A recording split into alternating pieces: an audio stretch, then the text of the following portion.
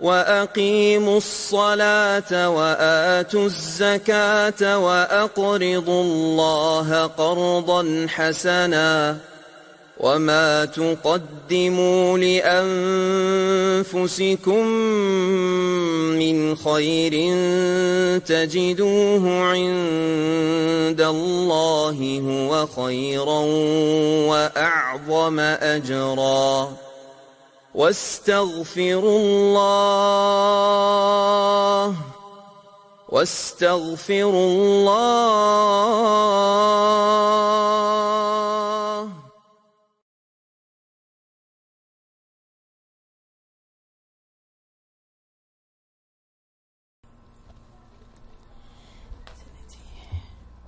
السلام علیکم ورحمۃ اللہ. نحمده ونصلی علی رسولہ الکریم.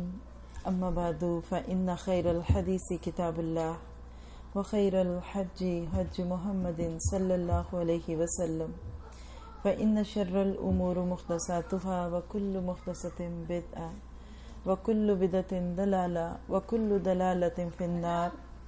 اعوذ باللہ من الشیطان الرجیم.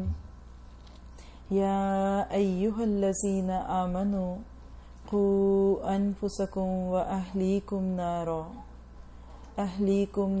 وقودها الناس والحجارہ علیہا ملائکۃ غلاظ شداد لا یعصون اللہ ما امرہم ویفعلون ما یؤمرون.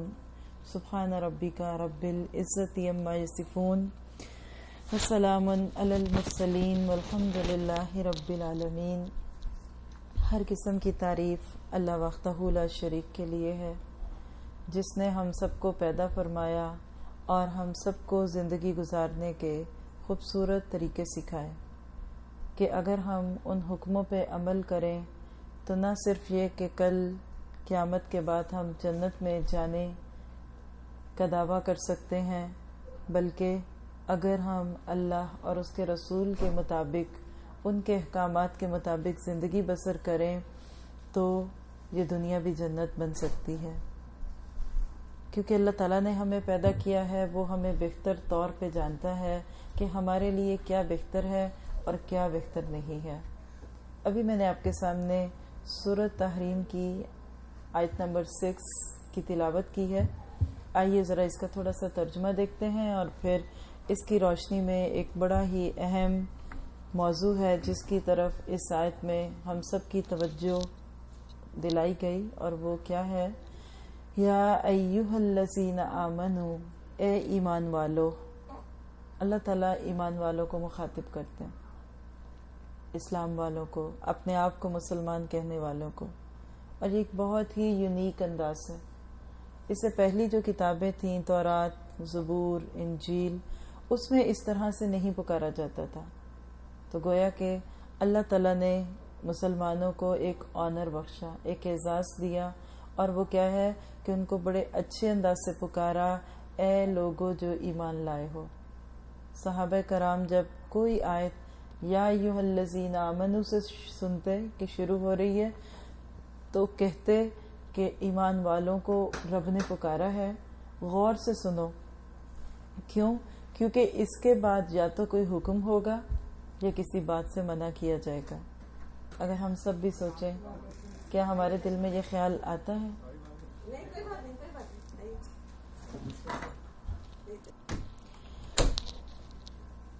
تو صحابہ کرام فرمایا کرتے تھے کہ جب بھی کوئی آیت یا ایھا الذین آمنوا سے شروع ہو تو اس کو غور سے سنا کرو، کیونکہ اس کے بعد یا تو کسی بات کا حکم ہوگا یا کسی بات سے منع کیا جائے گا. میں جب اس بات کو سوچتی ہوں تو میں سوچتی ہوں کہ ہم بہت دفعہ قرآن پڑھتے ہیں نا، کبھی تلاوت کی صورت میں، کبھی سب کے ساتھ مل کے لوگ پڑھتے ہیں. تو کیا واقعی ہم بھی ایسی آیتوں کو سن کے زیادہ اس پہ فوکس کرتے ہیں؟ کیونکہ آپ دیکھیں کہ عام طور پہ کسی سے بات کریں تو سب سنتے ہیں. جیسے بھی محفل تھی تو سب باتیں کر رہے تھے، ہر بندہ ایک دوسرے سے ہوتا ہے، لیکن اگر آپ میں سے کسی کا نام لے لیا جائے تو ایک دم زیادہ توجہ ہوتی ہے. تو ہم سب کو بھی ایسی تمام آیتوں پہ بہت ہی زیادہ توجہ دینے کی ضرورت ہے، اور خاص طور پہ یہ آیت کہ جس میں اللہ تعالیٰ فرما رہے ہیں قوا انفسکم واہلیکم نارا. اے ایمان والو اپنے آپ کو اور اپنے گھر والوں کو آگ سے بچا دو۔ یہ کیا بات، ایمان والوں کو آگ سے بچنے کی دعوت؟ اس کا کیا مطلب ہے کہ کچھ ایمان والے بھی آگ میں جائیں گے؟ حالانکہ اس کے برعکس ہم تو یہ سوچتے ہیں کہ چونکہ ہم مسلمان ہیں تو ہم آگ میں نہیں جائیں گے، جہنم میں نہیں جائیں گے، یہ تو کافروں کے لیے ہے، یہ تو مشرکوں کے لیے ہے۔ نہیں، یہ ایک غلط فہمی ہے۔ اصل بات کیا ہے کہ آگ ہے تو ایمان والوں کے لیے نہیں تھی، لیکن کچھ ایمان والوں کو زبردستی شوق آتا ہے کچھ ایسے کام کر کے جو اللہ کو ناراض کرنے کے ہیں، اور وہ پھر ایسے کام کرتے ہیں کہ جو آگ میں جائیں گے۔ یہ الگ بات ہے کہ بعد میں اگر ان میں ایمان ہے، اخلاص ہے، تو وہ وہاں سے نکال دیے جائیں۔ اور یہ قرآن پاک کا واحد مقام ہے، یعنی بڑی یونیک بات ہے اس آیت کے بارے میں کہ صرف اس مقام پہ اللہ تعالیٰ نے ایمان والوں کو آگ سے ڈرایا۔ پورے قرآن میں اور کہیں یہ انداز نہیں ملتا۔ کس کو بچاؤ؟ انفسکم، اپنے آپ کو۔ کہاں سے شروع کرنا ہے؟ اپنی جان سے شروع کرنا ہے۔ پھر وَأَهْلِيكُمْ، پھر اپنے گھر والوں کو بچاؤ۔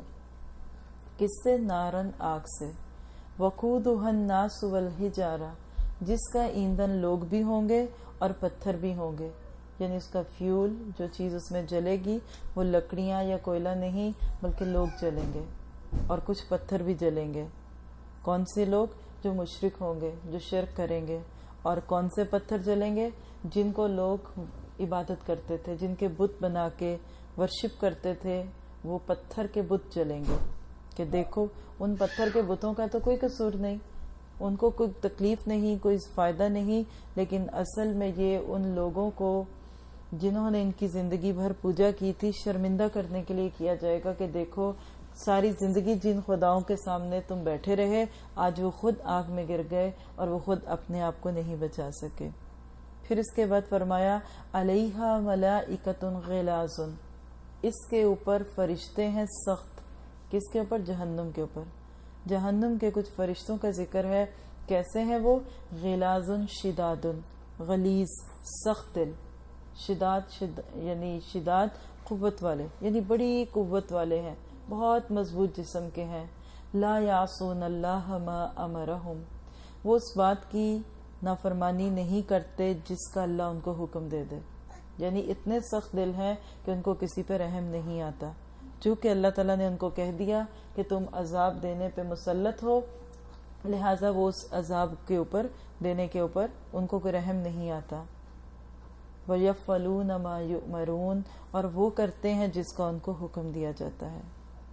اگر غور سے دیکھیں تو یہ آیت بہت زیادہ آنکھیں کھولنے کی والی آیت ہے، راتوں کی نیندیں اڑ جائیں اگر اس آیت کا ہمیں مطلب سمجھ میں آ جائے۔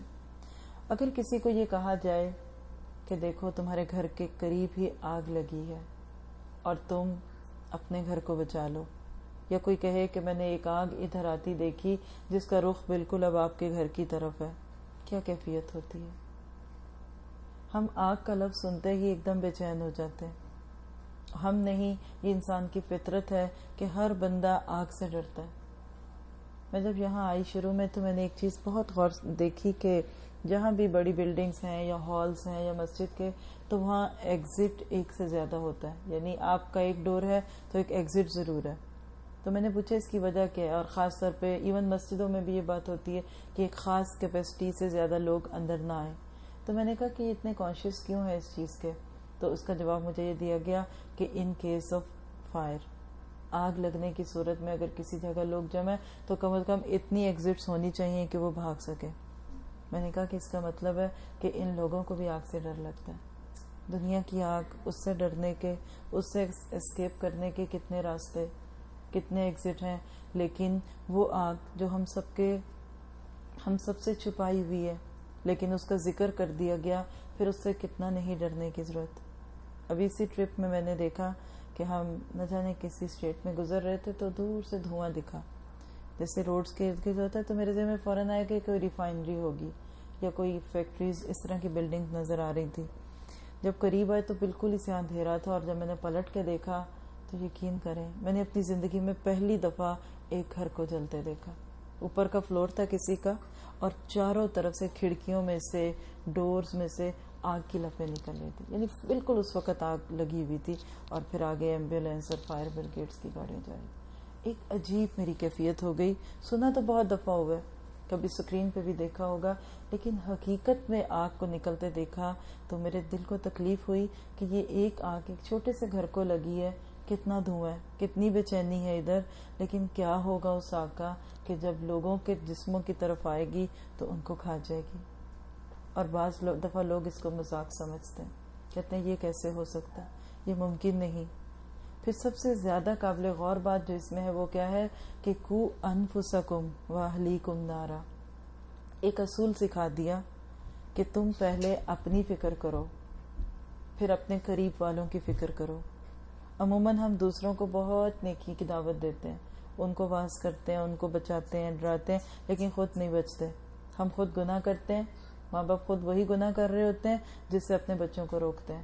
خود نماز نہیں پڑھتے, خواہش رکھتے ہیں کہ بچے نماز پڑھیں. خود برا کام کرتے ہیں, بچوں کو اچھا بناتے ہیں. نہیں, اسٹارٹ وتھ یور سیلف, اپنے آپ سے شروع کرنا ہے.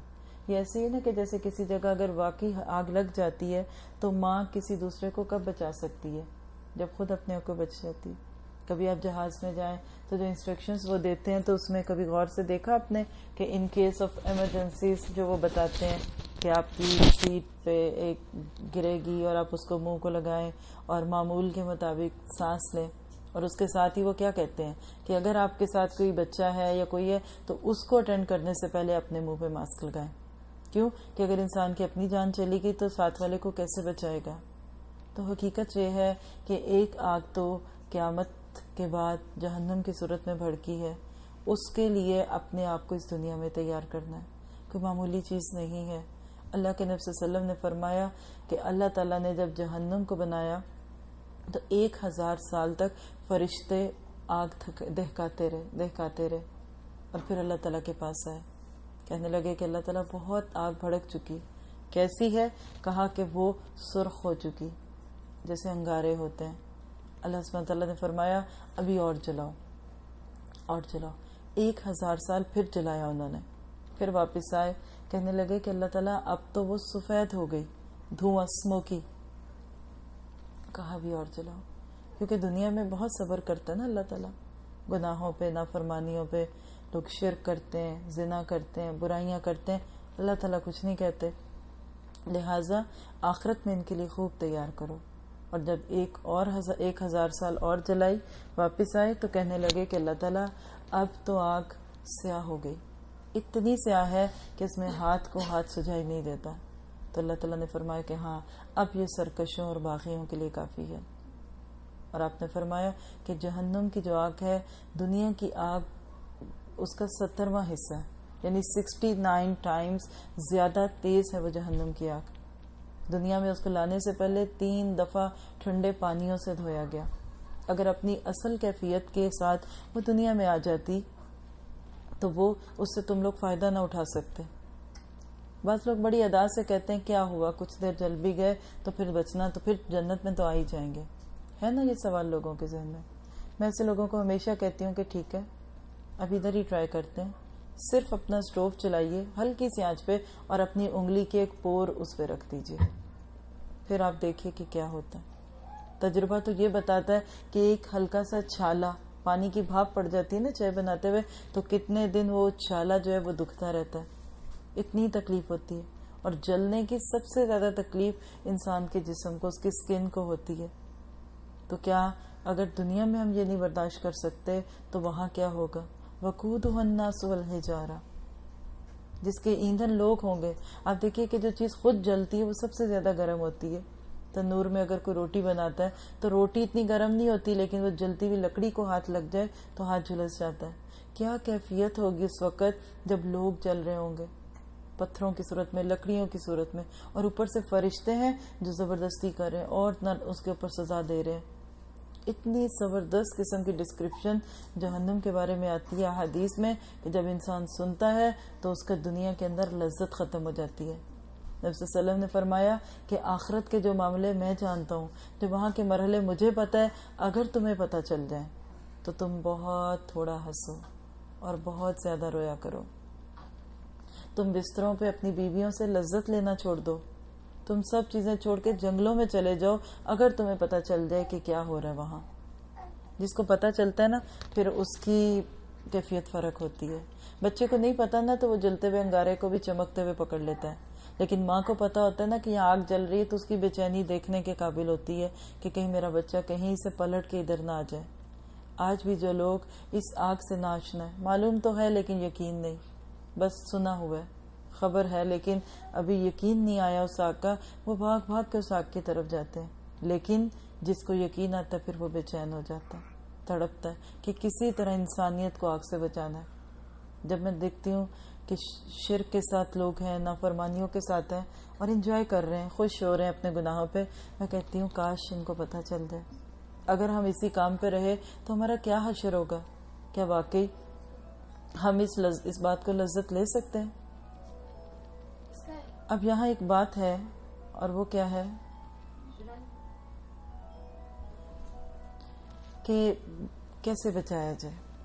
اب اس آیت کو ہم تھوڑا سا اس تناظر میں دیکھیں گے کہ ایک فیملی لائف کے ناطے سے اللہ تعالیٰ نے یہاں یہ کہہ کے کہ قو انفسکم و اہلیکم نارا کہہ کے ایک بہت بڑی ذمہ داری ڈال دی گھر کے لوگوں پہ، شوہر اور بیوی. جب زندگی کا سفر شروع کرتے ہیں تو وہ تنہا ہوتے ہیں، پھر آہستہ آہستہ اللہ تعالیٰ اولاد دے دیتا ہے، مل بیٹھتے ہیں. ایک وقت آتا ہے کہ پھر ان کو ایسے لگتا ہے کہ ہم شروع سے ساتھ تھے. ایک گھر کا وجود میں آنا اصل میں ایک نئی نسل کا آگے بڑھنا ہوتا ہے. اب ایک گھر کے اندر کیسا ماحول ہو، شوہر اور بیوی کے آپس کے تعلقات کیسے ہوں کہ وہ ایک دوسرے کے ساتھ مل کے دوسروں کو آگ سے بچا سکیں. کیونکہ یاد رکھیے کہ یہ آگ سے بچنے کا مرحلہ صرف قیامت تک نہیں ہے. پہلے اس دنیا کی آگ کو بجھانا پڑتا ہے. پہلے آگ دنیا کے گھروں میں لگتی ہے، یہاں سے آخرت میں جائے گی. جب دنیا کے گھروں میں سکون آتا ہے، جب یہاں شوہر اور بیوی ایک دوسرے کے سکون کا باعث بنتے ہیں، خوشی کا باعث بنتے ہیں، بچے ماں باپ کی آنکھوں کی ٹھنڈک بن جاتے ہیں، جب ایک دوسرے کو دیکھتے ہیں تو یہ دنیا بھی جنت بن جاتی ہے. یہ بہت بڑی غلط فہمی ہے ہم لوگوں کی کہ جنت آخرت میں جا کے ملے گی. ایسا نہیں ہے. جنت دنیا میں ملتی ہے، اور وہ کب ملتی ہے؟ جب اللہ کے حکموں کے مطابق زندگی بسر کی جائے. تصور میں لائیے گھر، آپ سب میرے ساتھ سوچیں گے اور پھر بعد میں اگر کوئی بات ہوئی تو آپ شیئر بھی کر سکتے ہیں کہ بس آپ دیکھیے کہ ایک شوہر ہے، ایک لڑکا ہے، مرد ہے جس کو کہہ لیں، وہ خود نماز نہیں پڑھتا، بے دین ہے، اس کی ترجیحات کچھ اور ہیں، اس کو فن اچھا لگتا ہے، وہ ارد گرد گھومتا ہے، ادھر دیکھتا ہے ادھر دیکھتا ہے، عورتوں سے اس کے تعلقات قائم ہوتے ہیں، لڑکیوں کے ساتھ اٹھنا بیٹھنا اس کو اچھا لگتا ہے. کیا اس کی زندگی میں سکون رہے گا؟ کیا اصل خوشی اس کے پاس ہوگی؟ نہیں ہوگی. خیر کچھ سال گزرے، اب ضرورت محسوس ہوئی کہ شادی ہو جائے. کیا خیال ہے آپ کو کہ وہ شادی کے لیے کیسی عورت کا انتخاب کرے گا؟ ایسی ہی عورت اس کو ملے گی نا جیسا وہ ہوتا ہے. کیونکہ انسان، اللہ تعالیٰ نے جو جوڑے بنائے ہیں اس میں بڑی حکمت ہوتی ہے. کبھی کبھی تو کچھ حالات میں کچھ ایسے لوگوں کی آزمائش کے طور پہ نیک عورت ہے تو اس کو برا شوہر، یا بری عورت ہے تو اس کو نیک شوہر مل جاتا ہے. لیکن 80% میرا خیال ہے کہ کپل ایک ہی جیسے ہوتے ہیں. نہیں ہوتے نا تو وہ بن جاتے ہیں. اب وہ شادی کرتا ہے، ایک لڑکی اس کے گھر میں بیوی بن کے آ جاتی ہے. شروع میں دن اچھے رہتے ہیں، خوشی ہوتی ہے، محبت ہے، سب ہے. پھر آہستہ آہستہ ایک دوسرے سے کھلنے لگتے ہیں، ایک دوسرے کی برائیاں سامنے آتی ہیں، خامیاں سامنے آتی ہیں. اب وہ گھر جو کل تک جنت تھا آج وہ جہنم کا ایک منظر بننے لگتا ہے. گھر میں ہر وقت تو تکار ہو، لڑائی جھگڑا ہو. آپ میں سے کوئی بتائے گا کہ کیا وہ گھر پرسکون گھر ہوگا؟ جس گھر میں شوہر اور بیوی کے جھگڑے ہوں، کیا اس گھر میں اللہ کی رحمت اترے گی یا ناراضگی ہوگی؟ ناراضگی ہوگی نا. وہاں ہر وقت وہ خود بھی خوش نہیں ہوں گے. وہ نماز بھی پڑھیں گے نا تو نماز میں دل نہیں لگے گا. جب ذہن الجھا ہوتا ہے تو آپ دیکھیے کہ اللہ کی عبادت میں بھی مزہ نہیں آتا. پھر اس وقت آپ صبح شام کی دعائیں پڑھ لیں، سکون نہیں ملتا. پھر کیا ہوتا ہے کہ وہ تلخی بڑھتی ہے. پھر اگر ان کے بچے ہیں تو وہ برائی ان بچوں تک بھی جاتی ہے. بچے ماں باپ کو جب آپس میں جھگڑتا دیکھتے ہیں، اور خاص طور پہ جب آپس میں کھلے عام برائی ہونے لگے ایک دوسرے کے ساتھ، تو اس کا نتیجہ کیا نکلتا ہے کہ پھر بچوں کی شخصیت خراب ہونے لگتی ہے اور پورا گھر جہنم بنتا ہے. اور بعض دفعہ جب طبیعت میں غصہ ہو تو دنیا میں ہی وہ گھر ٹوٹ جاتا ہے. آج جو چیز میں نے دیکھی، آپ بھی دیکھتے ہوں گے کہ جتنی تیزی سے گھر بن رہے ہیں اتنی تیزی سے گھر ٹوٹ رہے ہیں. سچ ہے کہ جھوٹ؟ آج گھر کیوں ٹوٹتے ہیں؟ وجہ کیا ہے اس کی؟ بہت ساری وجوہات سامنے رکھیے، لیکن سب سے بڑی وجہ جو مجھے سمجھ میں آتی ہے وہ کیا ہے کہ شوہر اور بیوی کو ایک دوسرے کے حقوق اور فرائض کا نامعلوم ہونا. بیوی کو یہ نہیں پتا کہ میری لمٹس کیا ہیں، اور شوہر کو یہ نہیں پتا کہ میری ذمہ داریاں کیا ہیں. مجھے جو اللہ تعالیٰ نے ایک بیوی کی ذمہ داری دے دی تو اس کے اندر مقصد کیا تھا، اور بیوی کو یہ نہیں پتا کہ میرے لیے معاملہ کیسا ہے، اور گھر آہستہ آہستہ جہنم بننے لگتا ہے اور پھر ٹوٹ بھی جاتے ہیں. تو کیوں نہ قرآن پاک کی ایک آیت کو سامنے رکھیں کہ کس طرح ایک خوشگوار گھرانہ وجود میں آتا ہے جو خود بھی جہنم سے بچتا ہے اور اپنی نسلوں کو بھی آگ سے بچاتا ہے. سورۃ نساء کی آیت ہے، اللہ سبحانہ تعالیٰ فرماتے ہیں الرجال قوامون علی النساء، مرد عورتوں پر نگران ہے، قوام ہے. قوام کا جو لفظ ہے نا، یہ ایک لفظ کوئی ایسا نہیں ہے اردو میں جو اس کا معنی پیش کر سکے. اس کے اگر آپ ڈکشنری میں میننگز دیکھیں گے نا تو محافظ، نگران، ٹیک کیئرر، مینیجر، مدبر، یعنی بھرپور ذمہ داریوں کا احساس دلاتا ہے یہ ایک لفظ کہ مرد عورتوں پہ نگران ہے. بعض جگہ ترجمہ آپ دیکھیں گے تو اس کا ایک ترجمے کا لفظ لکھا ہوتا ہے کہ مرد عورتوں پر حاکم ہے، یہ بھی ترجمہ کیا جاتا ہے. اور اصل میں حاکم لفظ کو دیکھیں تو حاکم کون ہوتا ہے؟ صرف حکم نہیں چلاتا بلکہ ذمہ داریاں بھی نبھاتا ہے نا، ٹیک کیئر بھی کرتا ہے. تو گویا کہ مرد کو عورت پر ایک درجہ حاصل ہے. کس طرح کا درجہ حاصل ہے کہ وہ بیوی کے نان نفقے کا ہوگا، اس کی ضروریات پوری کرے گا، اس کی عزت کی حفاظت کرے گا اور اس کے ساتھ اچھا سلوک رکھے گا. بما فضل اللہ بعضهم علی بعض، کیا وجہ ہے مرد کو بڑا بنانے کی؟ ایک دم کو سن کے کہہ سکتا ہے کیوں مرد کو بڑا بنایا؟ عورت کو بڑا بنانا چاہیے تھا، میں بڑی ہوں. تو اللہ تعالیٰ اس کی دو وجوہات بتا رہے ہیں اس آیت میں. پہلی وجہ کیا ہے کہ اللہ نے اس کو جسمانی فضیلت دی ہے عورت پہ. کیسے؟ یعنی عموماً دیکھا گیا تو مرد کیسے ہوتے ہیں؟ جسمانی طور پہ مضبوط ہوتے ہیں نا. اور عورتوں کی تو ساری کوشش یہ ہوتی ہے کہ اپنے آپ کو نازک بنا لے. سارا دن جو اپنی کمر ناپتی رہتی ہیں وہ کس لیے؟ اپنے جسم کو نازک بنانا، اپنی سکن کی حفاظت، لوشنز کا ملنا، جیولری کا پہننا. یہ کیا دکھانا چاہتی ہیں کہ ہم بڑے نازک اندام ہیں. اس سے کسی کو اعتراض ہے کہ عورت نازک ہوتی ہے اور مرد اسٹرانگ ہوتا ہے؟ نہیں ہے نا. چلنا پڑے تو آپ دیکھ لیجئے، دو ساتھ چلیں گے تو عورت پہلے تھک کے بیٹھ جائے گی اور مرد بھاگتے رہتے ہیں. کھانے کا موقع آئے گا تو بیوی تھوڑا کھا کے چھوڑ دے گی، مرد کھاتے رہتے ہیں. وزن اٹھانے کی نوبت ہے تو مرد بڑے بڑے سوٹ کیس اٹھاتا ہے، بیوی چھوٹے اپنے ہینڈ بیگ ہی اٹھا لے تو بہت بڑی بات ہے. پھر اس کے بعد آپ دیکھیں اور بھی تقابل کر لیجئے، ٹالرنس دیکھ لیجئے. کوئی معاملہ آ جائے، اگر مطلب جیسے کوئی اللہ نہ کرے بری خبر کوئی سن لے، عورت جلدی غصے میں آ جاتی ہے، مرد غصے میں نہیں آتا.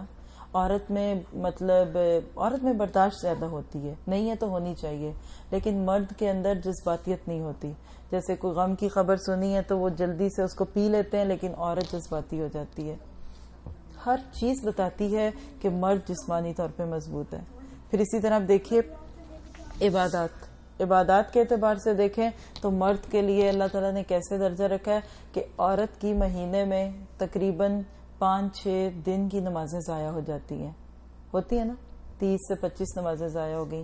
کل قیامت کے بعد جب نمازیں گنی بھی جائیں گی تو مردوں کی عورتوں سے زیادہ ہوں گی نا. یہ دین کا نقص ہے عورت کے کہ عورت جو ہے وہ چاہے بھی ٹھیک ہے، اس کو ثواب مل جاتا ہے، یہ بات نہیں ہے کہ اس کو گناہ ہے چھوڑنے کا، وہ تو ایک اللہ کی طرف سے تھا، لیکن مرد کی عبادت زیادہ ہے. مرد کو اللہ تعالیٰ نے ذہنی صلاحیت زیادہ دی ہے. عموماً مرد جو ہوتا ہے وہ زیادہ انٹیلیجنٹ ہوتے ہیں، جہاز چلانے، مشکل کام کرنے وہ کرتے ہیں. اب اگر اللہ تعالیٰ نے اس کو یہ بڑائی دے دی اور عورت کو نازک بنا دیا تو اس کے پیچھے حکمت تھی، کوئی ظلم نہیں کیا.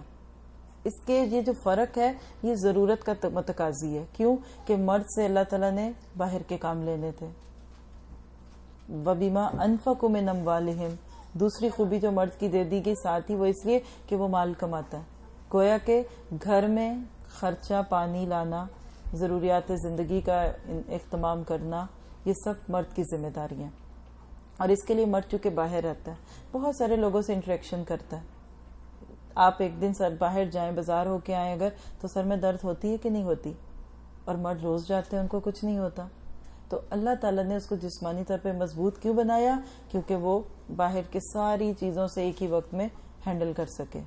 اس کے برعکس آپ دیکھیے کہ عورت کی نزاکت کیوں ہے؟ عورت کو نازک بنایا کیوں؟ کہ مرد کی خوشی کا باعث بنے. ایک سخت اور ایک ایسی چیز کے سامنے دوسری سخت چیز لے آئی جائے تو کیا کشش ہے؟ عورت کی ساری کشش اس کی نزاکت میں ہے. نزاکت سے مراد کیا ہے؟ کہ عورت کا کردار نرم مزاجی کا کردار ہے. اس کو کہا کہ بس یہ چھوٹا سا گھر ہے, تم اس کو دیکھ لو, تم زیادہ کمزور ہو نا, چلو تم اس کو دیکھ لو, تھوڑا اس کو صاف کر دیا کرو, تھوڑا کھانا پکا لو, تھوڑی اپنے آپ کو رکھو, اور اس کے بعد تم اپنے آپ کو شوہر کے دل کی خوشی بنا دو. عورت کو آسان جاب دی گئی, مرد کو مشکل جاب دی گئی. کیا کس کے ساتھ, کسی کے ساتھ زیادتی ہوئی ہے؟ کیا یہ عورتوں کے ساتھ زیادتی ہے کہ ان کو کہا گیا کہ تم گھر کے کام رکھو, گھر میں رہو, اور مرد باہر کے کریں؟ یہ تو ایک آنر ہے, ایک اعزاز بخشا جا رہا ہے. عورت کو تو گھر کی ملکہ بنا کے پیش کیا, لیکن اس کے ساتھ کچھ اس کی کردار کی خوبیاں پیش کر دی. اور وہ کیا ہے؟ فَالصَّالِحَاتٌ. پہلی چیز اگر ہم گنتے جائیں نا تو ہمیں بھی اچھی بیویاں بننے کا ایک گر سمجھ میں آئے گا کہ عورت کی سب سے پہلی خوبی جو اس آیت میں وہ کیا ہے؟ صالحات. صالحہ کون ہوتا ہے؟ نیکی کرنے والیاں, نماز روزے کی پابند, اللہ سے مضبوط تعلق والیاں, یعنی صالح ہو, بد کردار نہ ہو, دوسرے مردوں کے ساتھ اس کے تعلقات نہ ہو, وہ اپنی نظروں کی حفاظت کرے, اپنے آپ کو بچا کے رکھے, اس کا حسن اس کے شوہر کے لیے ہو, یعنی نیکیاں کرنے والی ہو. دوسری کیا ہو؟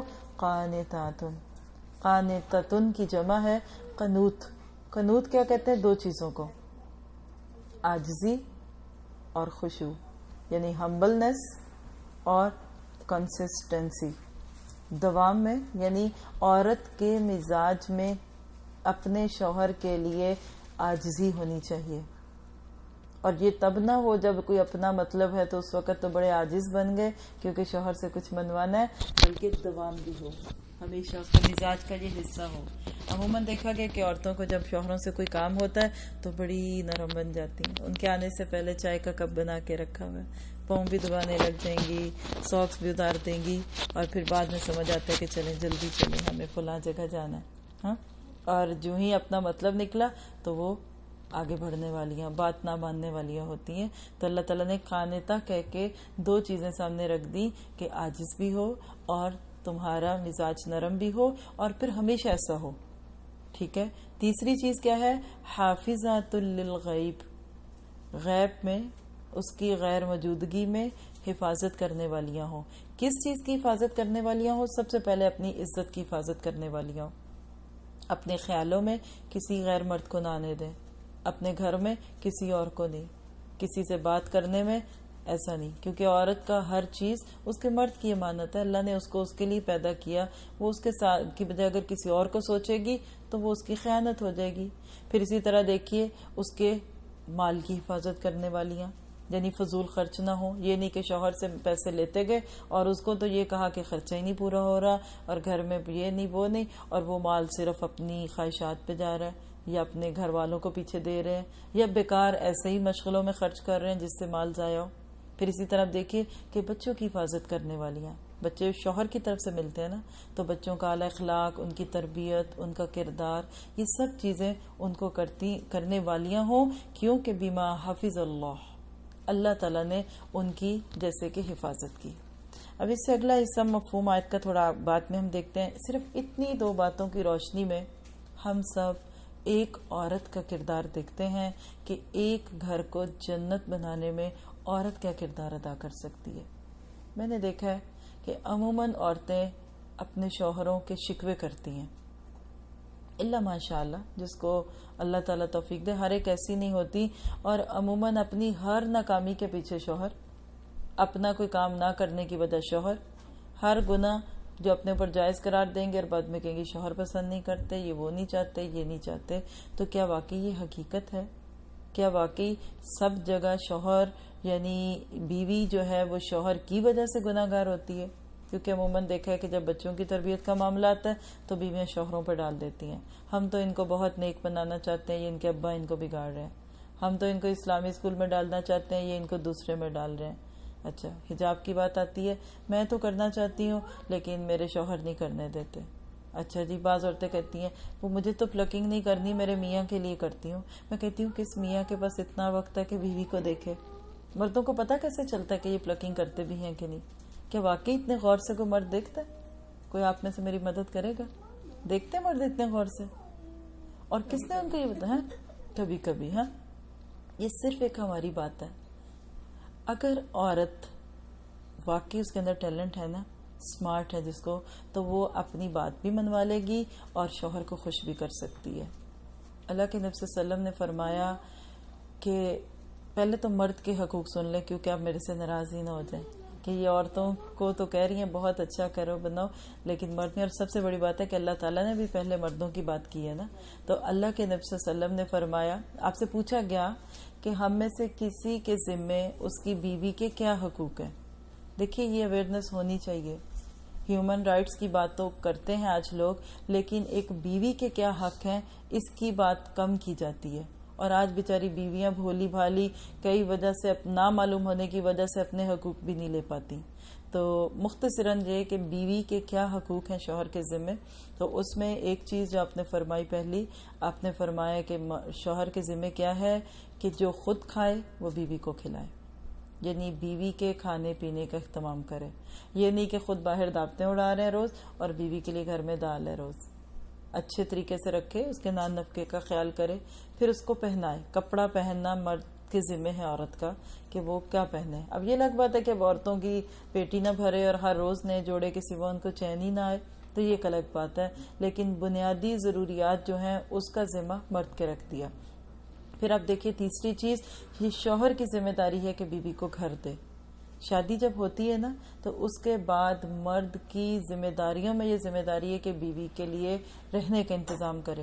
وہ ایک کمرہ بھی ہو سکتا ہے سسرال کے اندر، گھر کے موجود ایک کمرہ بھی ہو سکتا ہے، کوئی کوٹری بھی ہو سکتی ہے، وہ کوئی مطلب یہ نہیں کہ بڑا محل تعمیر کرے اور پھر ہو، لیکن بہرحال وہ مرد کی ذمہ داری ہے. یہ مرد کی ذمہ داری ہے کہ بیوی کو الگ رکھے گھر میں. ٹھیک ہے بعض دفعہ مکس گھر ہوتے ہیں جس کو کیا بولتے ہیں ہم لوگ، جوائنٹ فیملی سسٹم، وقتی مصلحت کے تحت ایسا ہو سکتا ہے، لیکن کم از کم وہاں بھی پھر اس کے لباس، حجاب اور اس کی پرائیویسی کا اہتمام ہونا چاہیے. لیکن اسلام یہ پسند کرتا ہے کہ جب ایک جوڑے کی شادی ہو تو وہ اپنے ان کی زندگی کے اندر ایک یعنی ایسی آزادی ہو کہ وہ دونوں ایک دوسرے کے ساتھ زندگی بسر کر سکیں. پھر اب دیکھیں گھر کے ساز و سامان، یہ مرد کی ذمہ داری ہے. آج بھی آپ دیکھیں تو جو عرب فیملیز ہیں یا عرب میں یہی رواج ہے کہ شادی سے پہلے لڑکا پورا گھر بناتا ہے، سجانا، رکھنا، زیورات، کپڑے، اور پھر شادی ہوتی ہے. اور اسلام میں شادی کا یہی کانسیپٹ ہے. اس کے برعکس آج ہمارے کلچر میں کیا ہے کہ جہیز لڑکی لے کے آتی ہے. کیا شوہر کو اچھا لگتا ہے بیوی کے لائے ہوئے صوفوں پہ بیٹھنا، اس کے پلنگ پہ سونا؟ غیرت کے خلاف نہیں. ایک مرد جو کما سکتا ہے، جو بڑا ہے، صحت مند ہے، اللہ نے اس کو طاقت دی ہے، کیا وہ دوسروں سے لے گا؟ تو یہ ایک مرد کی ذمہ داری ہے.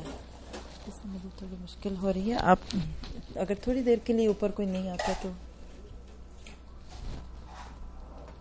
جی. ابھی اب دیکھیے کہ جو بات ہم کر رہے تھے کہ مرد کی ذمہ داریوں میں یہ ہے کہ اس کو رکھے، الگ کرے، اور یہ اس کی ذمہ داری ہے، اس کے گھر کا خرچہ پانی، یہ سب مرد کی ذمہ داری ہے.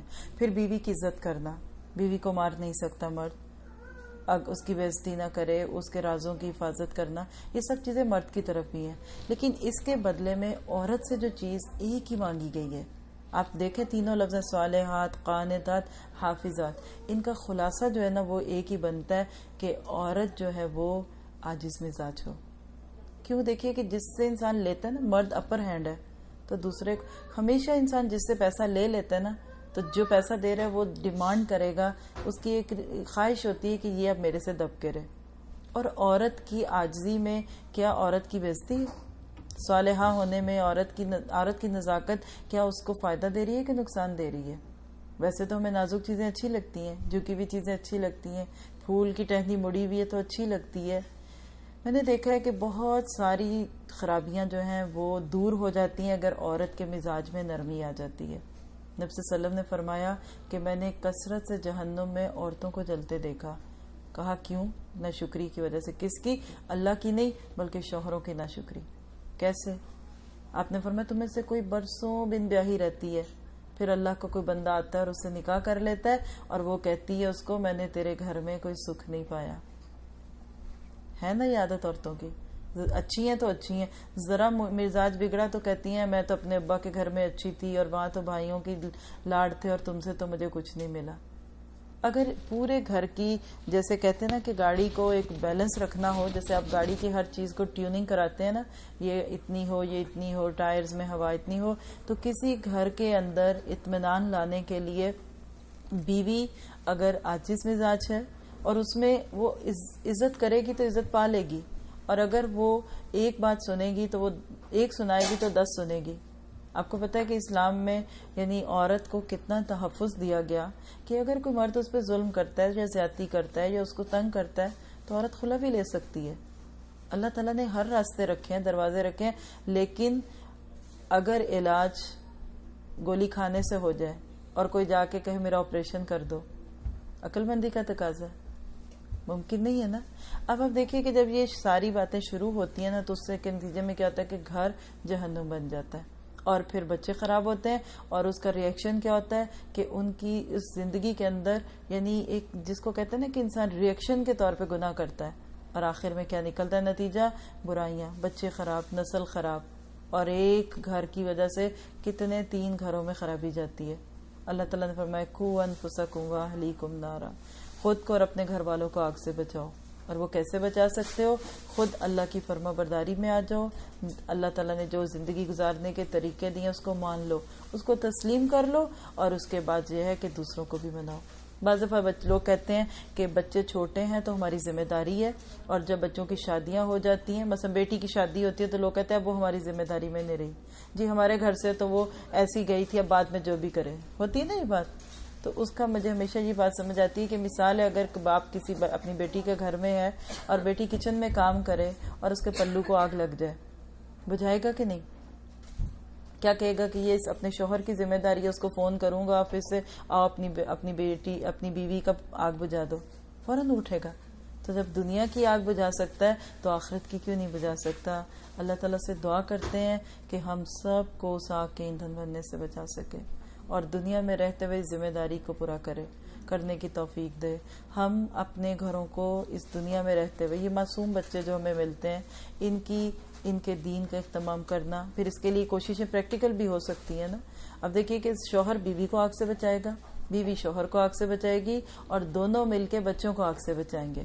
اور اس کے لیے طریقہ وہی ہوگا کہ پہلے آپس میں مضبوط تعلق ہو، آپس میں اچھے طریقے سے رہیں، پھر اللہ کے حکموں کو مانیں. ماں باپ اللہ کی مانیں گے تو بچے ان کی مانیں گے. پھر اس کے ساتھ پریکٹیکل ٹپس یہ ہو سکتی ہیں کہ جیسے بچوں کو شروع سے دین کی دعوت دی جائے، ان کو اللہ کی محبت دلائی. یہ نہ کہا جائے نماز پڑھو، ماروں گی، اللہ مارے گا. نہیں مارے گا اللہ ان کو، وہ تو معصوم بچے ہیں. پیار سے محبت دلائیے ان کو. بچوں کو کہنا پڑتا ہے اپنے دوستوں سے فون کرو، گھنٹوں سے بات کرو. وہ کیوں کرتے ہیں؟ کیونکہ ان کو اپنے دوستوں سے محبت ہے. تو جب اللہ تعالیٰ سے محبت ہوگی تو وہ تو خود چاہیں گے دن میں 5 نہیں بلکہ ہم اس سے بھی زیادہ دفعہ بات کریں. پھر اسی طرح آپ دیکھیے کہ کسی مسجد کے قریب رہنا، دین کے ادارہ کوئی ایسا ہے جہاں اس کے قریب رہنا بھی آگ سے بچنے کا ایک ذریعہ ہو جاتا ہے. بعض دفعہ یہ چھوٹے چھوٹے جزیرے ہوتے ہیں، مسجدیں، اسکولز، مدرسے، جو اس برائیوں کے طوفان میں لوگوں کو بچا لیتے ہیں. پھر اسی طرح دیکھیے کہ مرد اپنے بچوں کو وقت دیں، کمانے میں اتنے مصروف نہ ہو جائیں کہ گھر والوں کو وقت ہی نہ دیں. پھر اسی طرح بیوی کی بھی یہ ذمہ داری ہے گھر میں کہ وہ اپنے گھر کو وقت دے. وہ یہ نہ کرے کہ بس وہ اپنی شاپنگز میں لگی ہوئی ہے اور پارٹیز چل رہی ہیں اور ہر وقت بچے بیبی سٹنگ میں لگے ہوئے ہیں اور شوہر کو نہیں. اب دیکھیے کہ بیوی شوہر کو آگ سے بچاتی ہے اور شوہر بیوی کو آگ سے بچاتا ہے، اور یہ دونوں ہی ایک دوسرے کو آگ کی طرف کھینچتے بھی ہیں. دوسرے پارے میں آتا ہے نا کہ مشرک عورتوں سے نکاح نہ کرو، ایمان والی لونڈی جو ہے وہ اس سے اچھی ہے چاہے تمہیں وہ دوسری اچھی لگے. اور آخر میں اس کے کیا آتا ہے کہ اولئک یدعون الی النار، یہ گندے لوگ تمہیں آگ کی طرف بلاتے ہیں اور اللہ تمہیں جنت کی طرف بلاتا ہے. تو گویا کہ بات کا ساری کا خلاصہ کیا ہے کہ دنیا میں اگر ہم اللہ کے حکموں کے مطابق رہیں، اپنے اپنے رول کو پہچانیں، یہ میرا رول ہے، یہ اس کا رول ہے.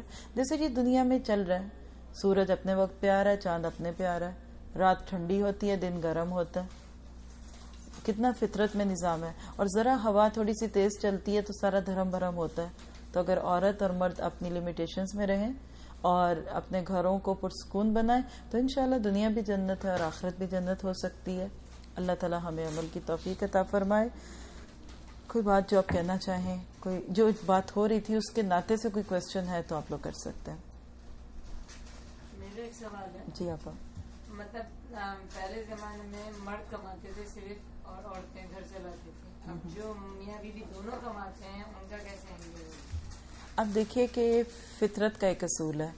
جیسے بھی ہم نے دیکھا کہ مرد کمائے، عورت گھر بیٹھ کے خرچ کرے.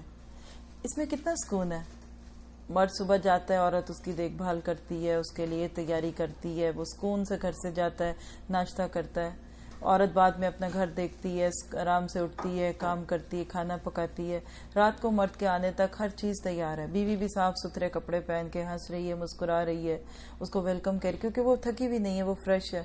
اب ایسا مرد جب شام کو گھر میں آئے گا تو آپ بتائیے کیا اس کو سکون ملے گا کہ نہیں ملے گا؟ ہاں.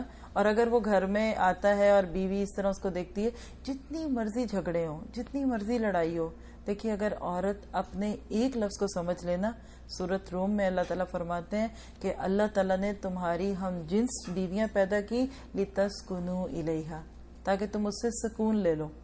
میں بھی بیوی ہوں، آپ بھی بیویاں ہوں گی. میں ہمیشہ ایک لفظ اپنے آپ کو اپنا موٹو بناتی ہوں کہ میری اس شادی کا مقصد کیا ہے کہ میں نے اس مرد کو سکون دینا ہے. جس چیز کی جس وقت ضرورت ہے، جس طرح اس کو سکون مل سکتا ہے. بھوکا ہے تو ظاہر ہے کھانا کھا کے اس کو سکون ملے گا. تھکا ہوا ہے تو اس کے آرام کا خیال رکھنا ہے مجھے. اگر ان کو کوئی اور ضرورت ہے تو مجھے اس کو پورا کرنا ہے. آ گیا نا اصول میں. کون سی دنیا کی طاقت مرد کو روکے گی اپنی اس بیوی سے محبت کرنے سے جو اس کے ہر چیز کا خیال رکھے، دیکھے تو مسکرا دے، کام وہ کہے تو کہ ٹھیک ہے، اس کو اپنا ظاہری حلیہ ایسا بنا لے جو اچھا ہے، جو اس کو مرد کو پسند ہے. اب اس کے برعکس آپ دوسری صورت دیکھیے، بیوی بھی کما رہی ہے، مرد بھی کما رہا ہے. کیا یہ ممکن ہے ایک عورت کے لیے خود بھی جاب کے لیے تیار ہو رہی ہے اور مرد کے بھی سارے اہتمام کرے؟ اس کو اتنی توجہ وہ دے سکتی ہے؟ کیونکہ بعض دفعہ تو بیویاں شوہروں سے پہلے جاتی ہیں. اب وہ کھانا ٹوٹا پھوٹا ملا، چیزیں اس کی پوری نہیں، پھر وہ جلتا کڑتا گھر سے نکلا، چیزیں مل نہیں رہی. شام کو سارے دن کا تھکا ہارا واپس آیا تو دیکھا گھر اسی حالت میں جس میں چھوڑا تھا، کھانا بھی نہیں ہے. اب کیا جی کہ بیوی تو بھی آئی ہیں، اب وہ بیچاری پریشان ہو رہی ہے، کھانا پکا رہی ہے، کر رہی ہے. اب شوہر کا موڈ بگڑنے لگتا ہے کہ یہ کیا طریقہ ہے، ایسے کیوں ہے. اب رات کو شوہر کو کوئی اس سے ضرورت ہوتی ہے تو بیوی تھکی بھی ہے، اب اس کو اگلے دن جانا ہے. فطرت کا نظام پلٹ دیا، اور اس نظام کے پلٹنے سے کیا ہوا کہ بے چینیاں ہو گئیں. اور آج یہ ساری بے چینیاں ہم دیکھ رہے ہیں اپنے ارد گرد، اور اس وجہ سے بھی گھروں کا سکون الٹا. تو میرا خیال ہے کہ اگر عورتیں اپنی زندگی میں قناعت لے آئیں، کم خرچ، بالا نشین، اصل زندگی کا حسن ان مٹی اور لکڑی کی چیزوں میں نہیں ہے. یقین کریں ہم دھوکہ دیتے ہیں. اللہ نے ہمارے دل کو ایک بڑی اعلیٰ چیز کے لیے پیدا کیا تھا کہ اللہ کی محبت ہمارے دلوں میں آ جائے. ہم نے اس کی جگہ چیزوں کی محبت ڈالی اور پھر بے اعتدالیاں ہوئیں تو شوہروں سے جھگڑے ہوئے. اللہ تعالی ہم سب کو عمل کی توفیق عطا فرمائے. سبحان ربک رب العزت عما یصفون وسلام علی المرسلین والحمد للہ. اب ایسا